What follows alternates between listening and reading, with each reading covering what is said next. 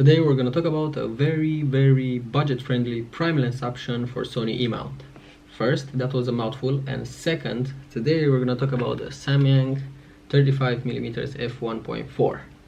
Now, before I'm going to start to talk about this lens, I just want to say that I had another prime lens before, and that one was the 50 f1.8 from Sony, but I never really vibed with that lens. I never really liked the feel of it, the look of it, so I sold that thing and then I bought this one. When you're in the market for a budget 35mm f1.4, you're either gonna go with the Samyang or you're gonna choose the Sigma. There's only a couple of differences between these two. So now let's see what you're gonna get for 500 bucks, because that's the price of a new one. Yes, you can find it used or for 350 or 300 in a pretty decent condition, but I would recommend you to buy it brand new. So for 500 bucks you're gonna get this lens, pretty decent build quality. I would give it a 7.5 out of 10. You're gonna get this lens that is really sharp, wide open at f1.4, and it can go to f16, 11 elements inside, 9 aperture blades. You're gonna have this 67mm filter size. You have the dual linear focus motor that is really fast on AF, and it has a pretty decent weight for a f1.4 lens, and that's the 650 grams. Now, two more things that you need to know about this lens. First, you're gonna have a minimal focusing distance of 0.98 feet, and when it comes to field of view on full frame, you're gonna have a field of view of 65.5 degrees, and on a crop sensor you're gonna have a field of view of 45.2 degrees. Those are two other things that you should know. Now, before I'm going to show you photos and videos examples that I did with this lens, I just want to talk about some cons. And the first con of this lens is this focusing ring over here. First, is made out of plastic, so I don't know if you're gonna be clumsy, or if you're not gonna be careful and then you're gonna break it or something like that. I don't know what you need to do. Probably you're gonna send the lens at Samyang and stuff like that, and then they're gonna fix it.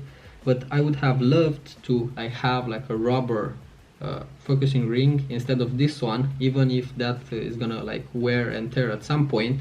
But I would have loved to have a rubber one, because when it comes to metal focusing rings, you're gonna find those only on premium lenses. So this is the first con. The second con that I don't really like is the fact that this one doesn't have any kind of rubber gasket for weather sealing. So you need to be really careful where and how you're gonna shoot with this lens. Another con of this lens is the fact that when you're gonna shoot wide open at f1.4, sometimes some shots they're gonna have chromatic aberrations, and even if you're gonna load those shots into Lightroom, for example, and then you're gonna click that button to remove chromatic aberrations, there will be some shots that you can save, and that's a thing that you need to live with, because this is a budget option and it is what it is. Another con of this lens, and this is really important, is the fact that this lens is not stabilized. So yeah, of course you're gonna find stabilization only on pricier lenses. So if you're gonna buy this and you intend of using this for video, just make sure that you're gonna pair this with a camera body that has IBIS inside, or even better, you're gonna pair this with a camera body that has IBIS, and then you're gonna use a gimbal as well. Not that this lens is bad or something. I know that I had some pretty good handheld shots, and I'm gonna show you some of them later on. But I'm just saying that if you want really smooth footage, then you need to pair it with a body with IBIS and then use a gimbal. So that's another con. And last but not least, I would put this as a con as well, even if it's not on this lens. I would have loved to have that toggle switch between AF and manual focus, like you have it on Sigma, because that thing would have been a game changer on this lens at this price point, especially if you're gonna buy this lens for video work. So I would put that as a con as well. Now that we got this out of the way, let me show you some photo and video examples that I did with this thing, and I'm gonna walk you through my settings. So in my first photo that I did for this selection right here is my friend Adrian. He's a photographer as well. And what I love about this one, you're gonna see when I'm gonna zoom it in, you're gonna see that I added a lot of grain. But what I love about this one is the fact that I have these flares right here, and where you see this rainbow kind of flare over here, and this is a thing that I really love about this lens. So as you can see, like I said, I added a lot of grain.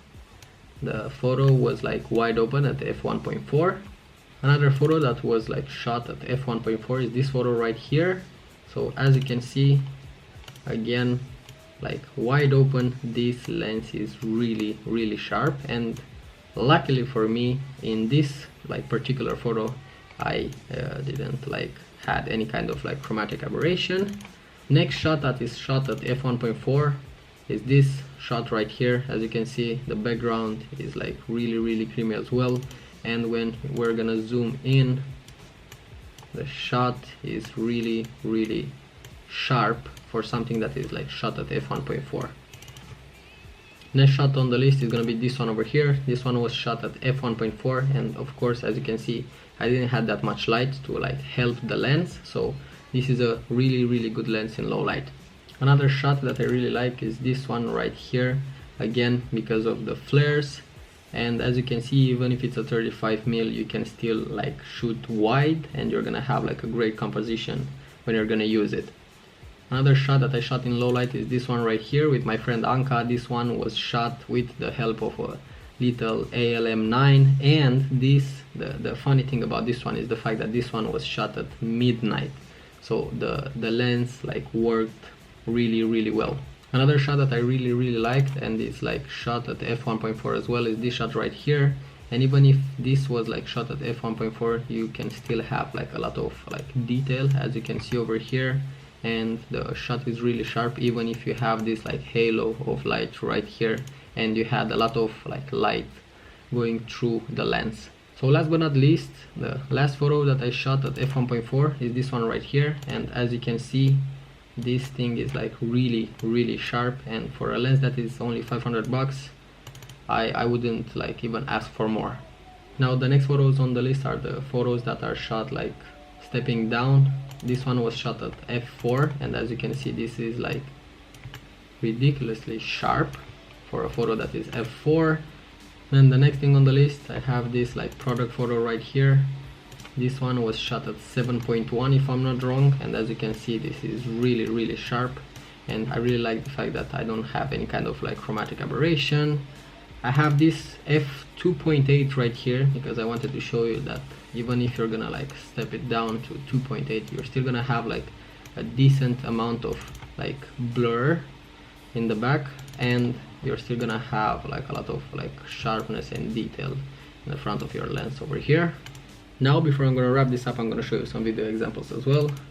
First one right here, this one was 4K 24 handheld, and as you can see, it's not as shaky. Of course, with practice you can do it even better. So as you can see, it's not that shaky, so the autofocus is working great. You're not gonna have any kind of hunting or issue and stuff like that, depending on what you're gonna shoot. Okay, next example, we have this shot in the car right here. Of course the car is moving, so the shot is not that like smooth, but still for a handheld shot is great. The next shot, we're gonna have this shot right here inside of the car. The car is moving like 60 kilometers per hour. Of course it's not gonna be like great, but it's still alright.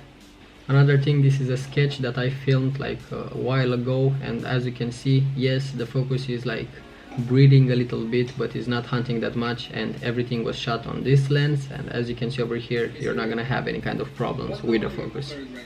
So that's it, people. Now that you saw the photo and video examples, just tell me in the comments down below what do you think about this lens, and if you're going to be in the market for a 35mm f1.4 for Sony E-mount, just tell me if you're gonna go with this one or you're gonna save up more money and you're gonna go with the Sigma. You can tell me that in the comments down below as well.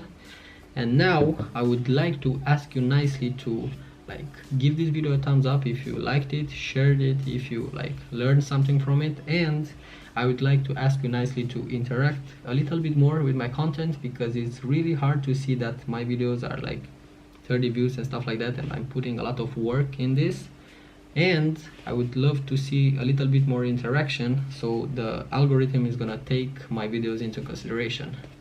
Now that being said, I'm gonna see you guys in the next one. Peace.